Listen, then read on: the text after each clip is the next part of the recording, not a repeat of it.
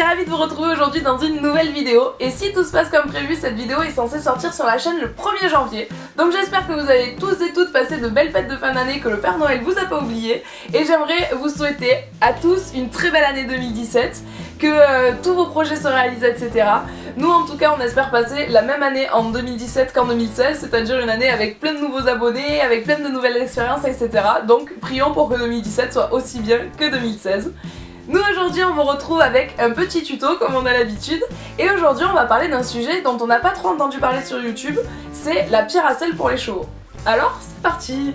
Tout d'abord, qu'est-ce que la pierre à sel? Eh bien c'est tout simplement un gros bloc blanc ou rose que vous avez peut-être déjà vu accroché dans un box d'un cheval ou posé dans une mangeoire et qui est mis à leur disposition. Et du coup, pourquoi utiliser une pierre à sel? C'est tout simplement parce que c'est un apport en minéraux qui est indispensable dans la nutrition de vos chevaux, à mon goût en tout cas, puisque toute la journée ils vont pouvoir aller prendre du sel qui leur manque parfois dans les rations classiques qu'on leur donne. Ça se présente sous forme de gros blocs, et le cheval va pouvoir aller le lécher à sa convenance. Et du coup ça permet également de lutter contre l'ennui, vu que c'est pas très pratique à manger, ils vont s'amuser à la lécher, et tout le temps passé à la lécher, ils vont moins s'ennuyer. L'apport en sel est important, particulièrement en période d'été, puisque le cheval, en mangeant du sel, va avoir soif et va du coup aller se désaltérer, et il va s'hydrater. Voyons maintenant comment installer votre pierre à sel. Il existe différentes techniques. Certains préfèrent poser la pierre à sel dans un seau, d'autres dans une mangeoire, ou d'autres encore l'accrocher dans un coin du box ou du paddock. Personnellement, j'opte pour cette dernière technique. Je viens donc me saisir de la ficelle qui est livrée avec et l'accrocher autour de cet anneau d'attache comme vous le voyez sur ces images pour que mon cheval puisse l'avoir dans son box à disposition.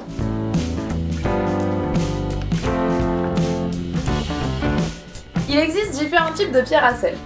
Les plus fréquents que l'on retrouve dans le commerce sont soit les toutes blanches, soit les pierres à sel de l'Himalaya que vous voyez sur ces images un petit peu plus rosées.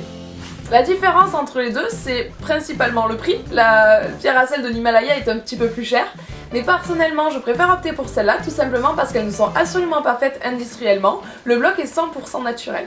Et comme d'habitude, j'ai ma petite astuce, si vous préférez opter pour la pierre blanche, généralement elle n'est pas fournie avec de la corde contrairement à celle que j'utilise sur ces images.